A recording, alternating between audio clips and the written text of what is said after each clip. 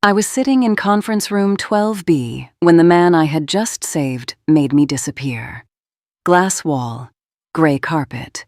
One dead fern in the corner no one watered because nobody in that building took care of anything that could not invoice them back. The folder in front of me was still warm from the printer, 37 pages of numbers proving I had saved Harrington Pierce exactly $4,182,000. Across the table, my manager smiled at HR and said my position had become strategically unnecessary. But he didn't know one email to the client was already sitting in my drafts. My name is Viola Carter. And that morning in downtown Chicago, on the 23rd floor of a consulting firm that smelled like burnt coffee and polished ambition, I learned something important. Some people do not steal because they need what you have. They steal because they cannot stand that you made it without asking their permission. Grant Keller sat across from me with his navy suit jacket open, one ankle resting over his knee, the kind of pose men use when they want a room to believe the decision has already been made. Beside him sat Dana Whitcomb from HR. Dana had a tablet, a legal pad, and the expression of someone who had practiced sympathy in a mirror until all the blood had gone out of it. On my left sat Russell Vane from legal. He had not touched his coffee. That told me more than his mouth ever would. Grant cleared his throat. Viola, I want to start by saying this has nothing to do with your effort. He always started lies with praise. It was his warm-up stretch. Dana nodded once, like the sentence had been approved by insurance. Grant continued. As you know, Harrington Pierce is going through an operational realignment. We've had to make difficult decisions about role overlap, account ownership, and long-term strategic fit. I looked at the folder in front of me. My name was on the first page, not the clean version he had sent upstairs. The original, the one he forgot existed. Role overlap, I said. Grant smiled a little wider. Your responsibilities have been absorbed into the broader client operations function. I looked at him, then at Dana, then at Russell. Nobody blinked. That was how I knew they had rehearsed it.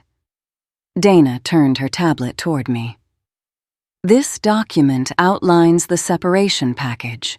2 weeks of severance, continuation of benefits through the end of the month, and a standard confidentiality agreement. 2 weeks for $4 million. I almost laughed, not because it was funny, because bad math was always Grant's specialty. The company didn't have a money problem. It had a truth problem with a manager's name on it. I folded my hands on the table. Grant watched my fingers, waiting for shaking. He didn't get any. That bothered him. I could see it in the tiny twitch near his jaw.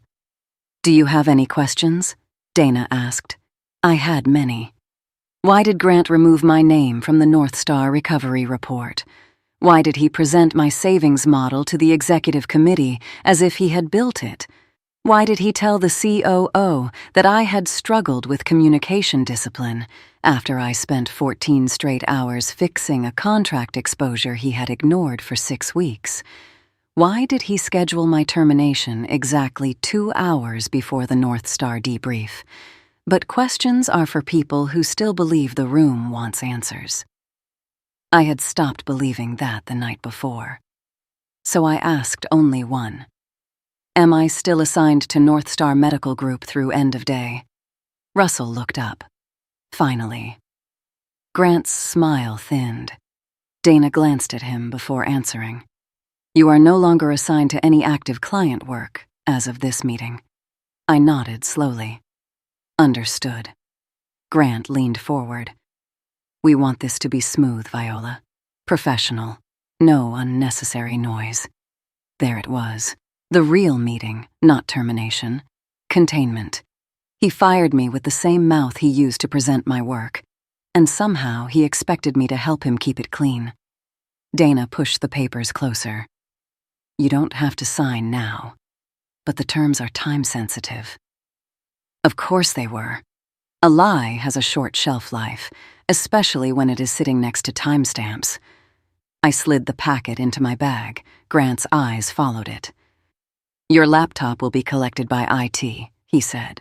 "Of course. And we'll need you to avoid contacting any clients." I looked at him then. Really looked. The kind of look that makes a guilty person remember every button they pressed. He held my gaze for half a second too long, then looked away. Grant Keller didn't steal my idea because he was smarter. He stole it because he thought quiet people came without receipts. 3 days earlier, North Star Medical Group had almost walked away from Harrington Pierce. North Star was not a small account. They were hospitals, outpatient centers, research partnerships, vendor contracts, compliance deadlines, medical supply chains, and one executive team that had already survived 2 consulting firms that promised transformation and delivered slide decks. Their account was worth $18 million over 3 years. But the real danger came from one contract clause buried inside a renewal schedule nobody wanted to read. A pricing escalation tied to service volume, a missed cap, a duplicate charge, a downstream penalty. Together, it created a projected exposure of $4,182,000, the kind of number executives call material when they want to sound calm while their neck turns red. I found it on a Thursday night. Not because Grant asked me to, because Grant had asked me to clean up the dashboard before Monday's North Star review. That was his style. He did not ask for solutions. He asked for polish. If the house was burning, Grant wanted the smoke arranged by brand color. I was at my desk at 8:43 p.m., eating cold noodles from a paper container, when cell F47 on the Billing Variance tab pulled my eyes back. The number was wrong, not a little wrong, dangerous wrong. I opened the source file, then the contract addendum, then the vendor reconciliation, then the North Star implementation notes from February. By 10:12 p.m., I had 5 spreadsheets open, 3 PDF contracts, a Slack thread with finance, and 1 growing headache behind my right eye. By 11:36 p.m., I knew the truth. North Star had not been overbilled yet, but they were about to be. And if the invoice went out Monday, the client would catch it before we did. Clients can forgive mistakes. They rarely forgive expensive surprises. At 11:49 p.m., I messaged Grant. Found major exposure in North Star renewal model. Potential $4.182 million risk if Monday invoice batch goes out unchanged. Working correction now. He replied 6 minutes later. Send everything before morning. I'll handle leadership. Not good catch, not thank you, not loop me in. Just send everything before morning. Some managers don't build teams. They harvest them. Naomi Brooks was still in the office that night too. Junior analyst, 24. Always wore headphones even when nothing was playing. She sat 2 rows behind me, building a utilization report nobody would read until somebody needed a scapegoat. At 12:18 a.m., she walked over with a vending machine coffee and set it beside my keyboard. "You look like you're defusing a bomb," she said. I didn't look away from the screen. "I am." She leaned over the monitor, her mouth opened slightly. "That's North Star?" "Yep." "That's bad." "Not if I fix it before finance pushes the batch." She stayed. Not because I asked, because some people still know the difference between workplace and war zone. By 2:07 a.m., I had rebuilt the savings model. By 3:22 a.m., I had traced the contract exposure to a duplicate escalation trigger. By 4:01 a.m., I had drafted the recovery timeline. By 4:44 a.m., I sent Grant the full package.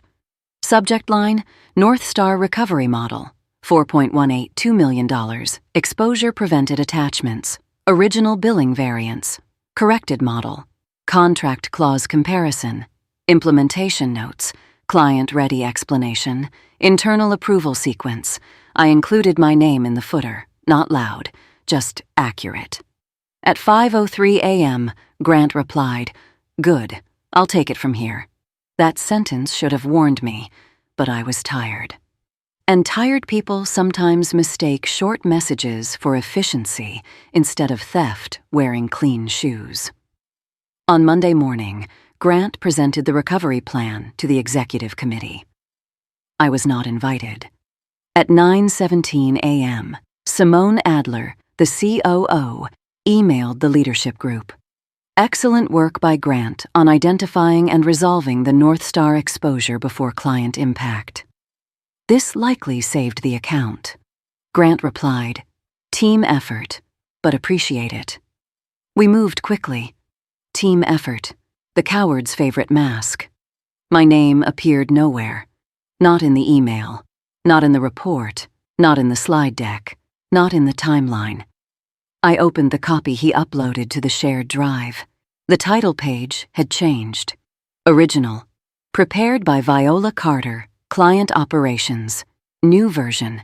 Prepared by Grant Keller, Senior Manager, Client Operations. He had deleted my footer, changed the author line, replaced "I identified" with "We identified." Cut the section that listed my overnight work. But he forgot something. Metadata has a better memory than executives. The file properties still showed the original author, Viola Carter. Created Thursday, 11:58 p.m. Modified Monday, 7:14 a.m., modified by Grant Keller. Then I opened version history.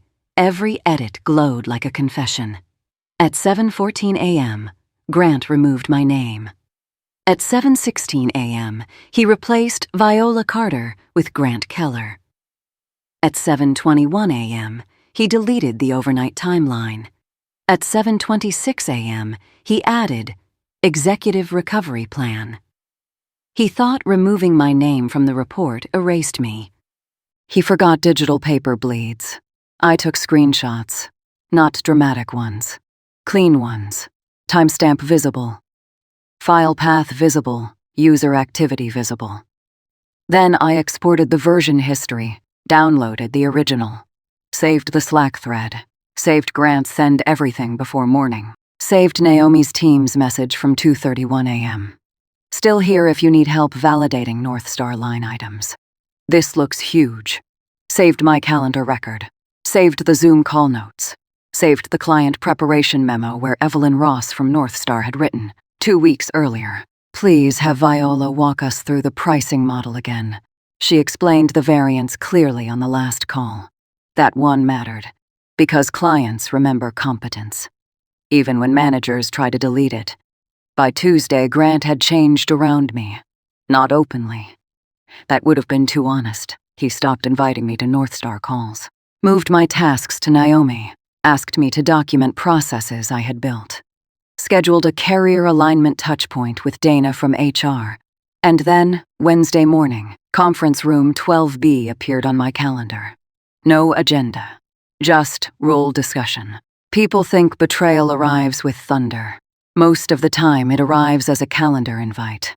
At 8:51 a.m., before I walked into that room, I drafted the email. Not to complain, not to accuse. Not to beg, to protect continuity. That was the key. Grant wanted to frame me as emotional, so I wrote the most unemotional email in the building. Professional, precise. Devastating. I attached the original savings model. The corrected version, the timeline, the call notes, the approval sequence, the metadata export. Then I saved it in drafts. Not yet. A loaded weapon is not always a gun. Sometimes it is a subject line waiting politely. Back in conference room 12B, Russell from legal slid a second page toward me. Just to be clear, he said, the confidentiality section covers client information, internal models, and any proprietary documents created during your employment. I nodded. Grant relaxed slightly. He thought I was folding.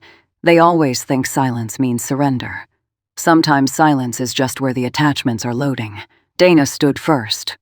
We'll give you a few minutes to gather your things. Grant stood too. Viola, he said, softening his voice for the performance. I know this is hard, but I hope someday you understand this was a business decision. I looked at the dead fern in the corner, then back at him. Business decisions usually have numbers behind them. His smile froze. I picked up my bag, walked out. Slamming doors feels good for 5 seconds. Receipts last longer. Caleb Monroe from it was waiting near my desk with a laptop collection form. He looked embarrassed. Caleb was the kind of man who whispered in server rooms and apologized to printers. "Hey, Viola," he said. "I have to take the machine." "I know." He shifted his weight. "I'm sorry." That was the first honest sentence anyone had given me all morning. I logged out, then paused. My personal email is still open in browser history. He shook his head quickly. No, we don't access personal accounts, just company device imaging, good." He lowered his voice. "For what it's worth, I saw the audit trail."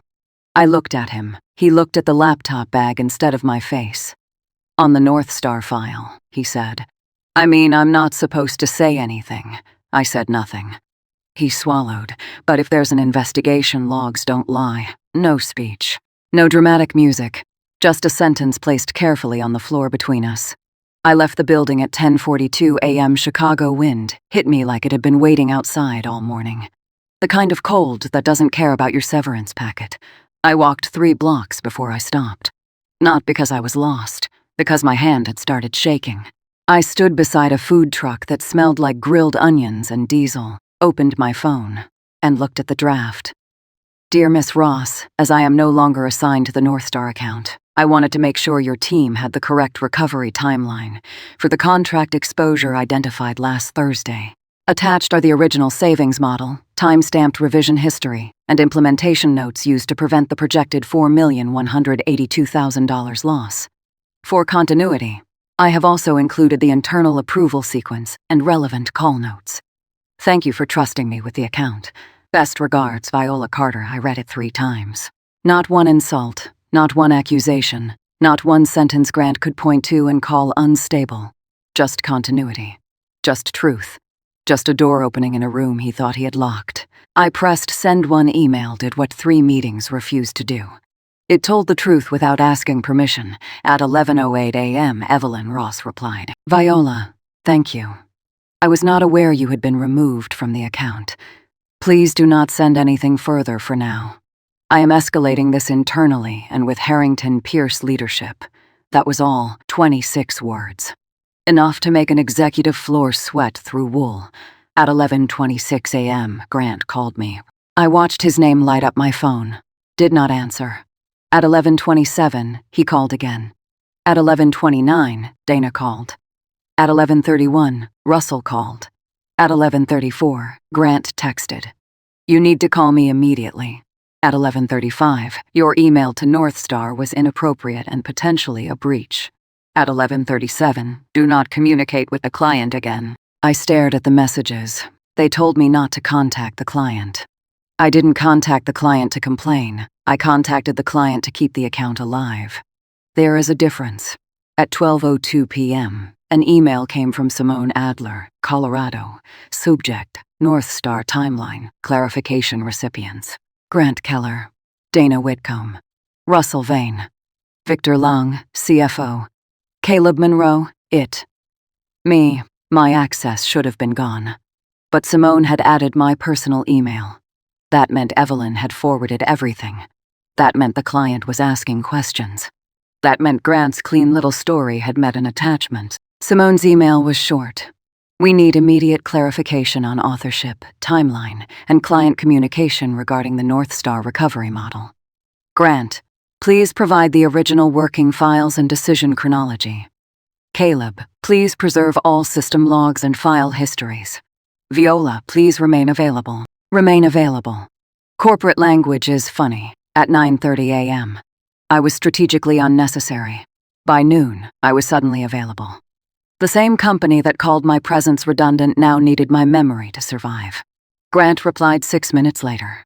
"Happy to clarify. Viola supported portions of the analysis, but the recovery strategy was led at the management level. Her outreach to North Star after separation was unauthorized and raises concerns. Supported portions.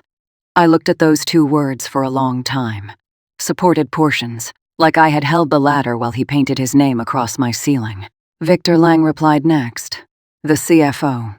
He was not poetic. Finance people rarely are. That was why his email hit harder. Grant, please send the source model showing your working calculations prior to Viola's Thursday, 11:49 p.m. Slack message. Also send any version of the recovery analysis created by you before that timestamp. There was a pause after that. Not in my inbox, in the air. You can feel a room panic through email if the silence is expensive enough. Grant did not respond for 43 minutes. When he did, the tone had changed.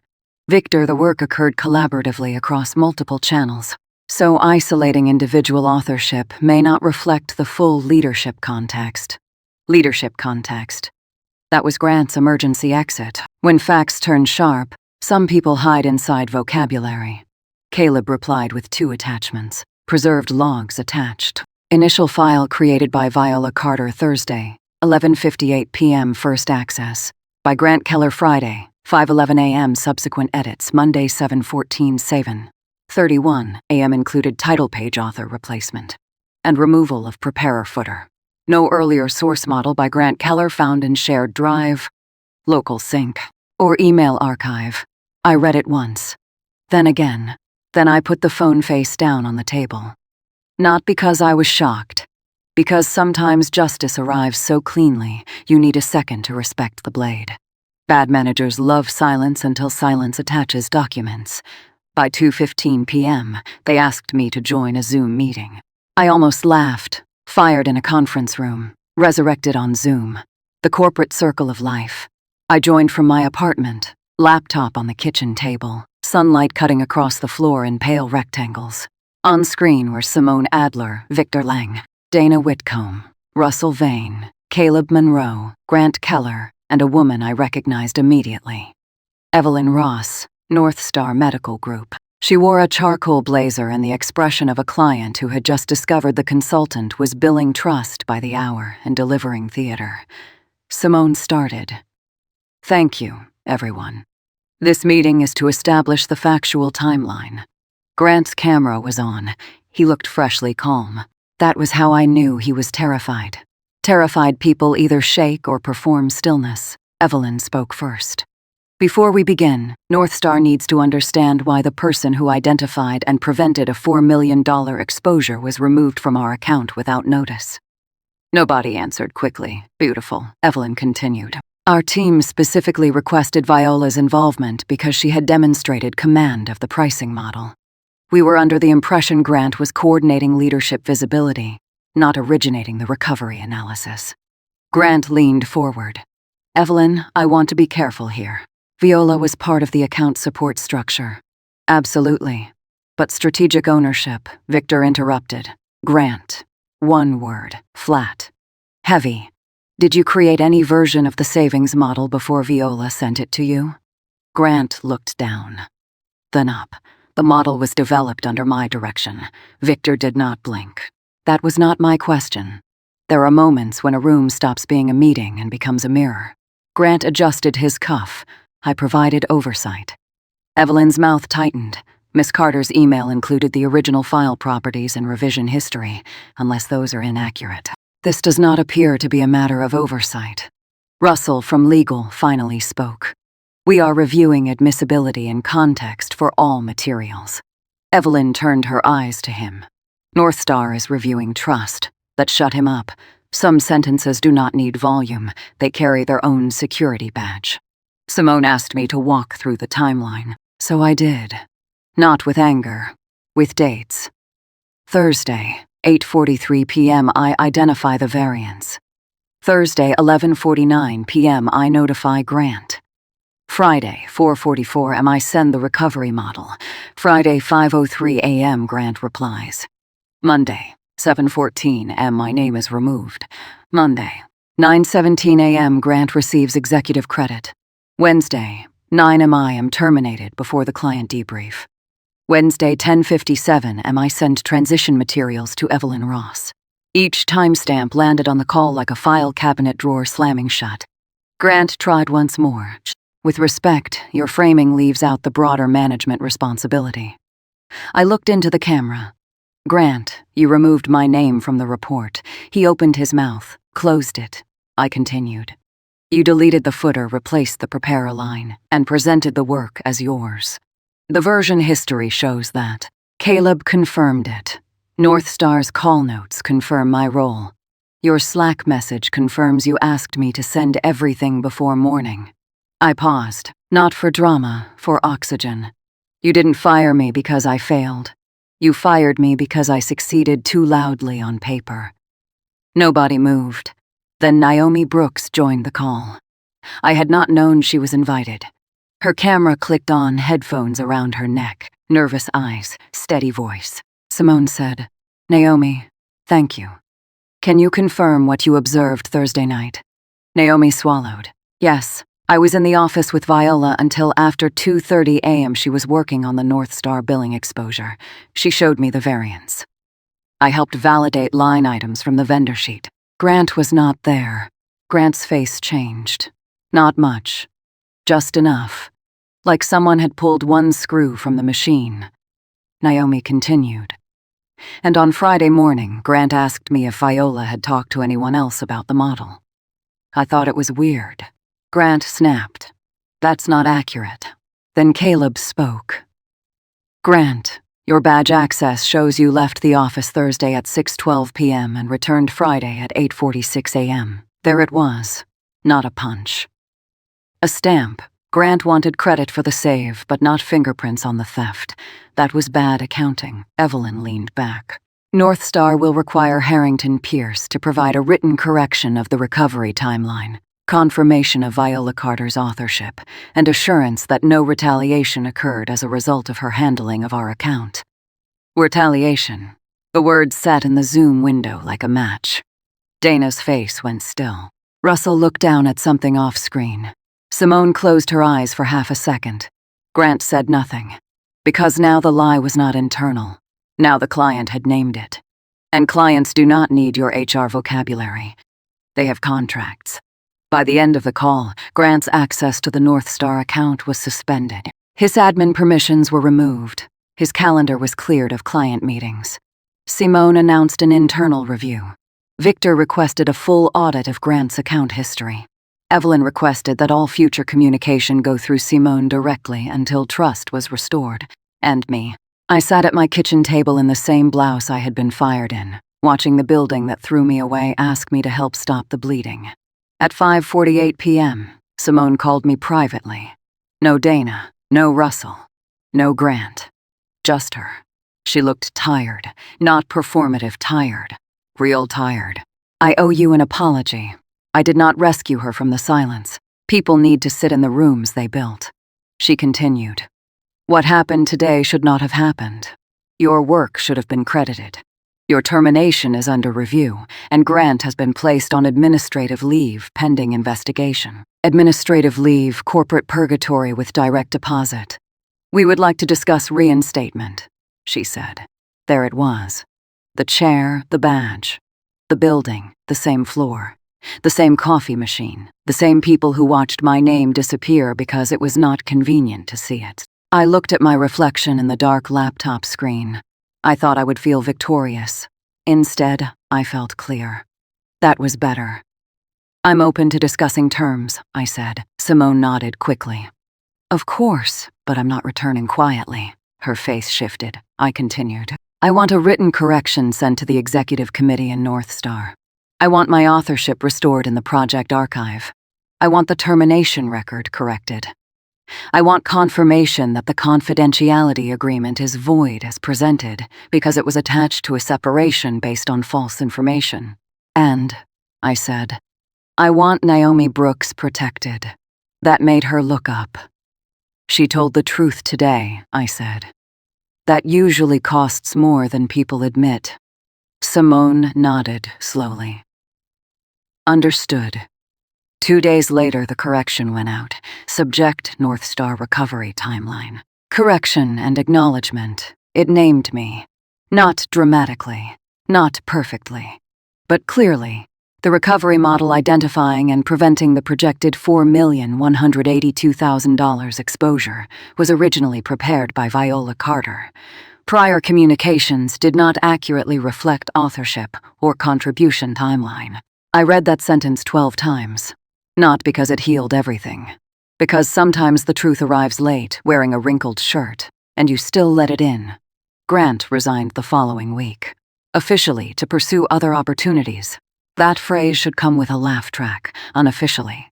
Victor's audit found 3 more accounts where junior employees had done work that Grant later presented as executive leadership. Naomi got promoted to analyst, too. Caleb sent me one message: logs don't lie. Glad they listened. Evelyn Ross requested that I remain connected to North Star as an independent transition consultant. Harrington Pierce agreed, at a rate higher than my salary. Funny how valuable you become when the client knows your name. I did not go back to my old chair. He accepted a consulting contract, a corrected record, and a settlement I am not allowed to describe in detail. But I can say this. The pen worked that time. Months later, I walked past the Harrington Pierce building during lunch. Same glass tower. Same revolving doors. Same lobby where people carried coffee like oxygen. For a second, I saw my reflection in the window. Not the woman from conference room 12B. Not the woman holding a severance packet beside a dead fern. Someone else. Someone who had learned that being quiet does not mean being powerless. It only means people hear the evidence louder when it finally speaks. Grant thought firing me would cut me out of the story. But he forgot stories have drafts, files have authors, emails have timestamps, and clients remember who saved them when the invoice almost became a lawsuit. He thought he could delete my name from the title page. But my work was still in the formulas, in the call notes, in the late-night Slack messages, in Nami's memory, in Caleb's logs, in Evelyn's inbox, in every place he forgot to clean because thieves are always better at taking than covering tracks. Some people steal your seat at the table because they forget you built the table, balanced the numbers, and kept the receipts. And when they finally asked me what I wanted, I did not ask for revenge. I asked for the record. Because revenge can fade. Records stay. They thought firing me would end the story, but one email proved the story had attachments. Thank you for watching. If this story pulled you in, don't forget to like, subscribe, and share your thoughts in the comments.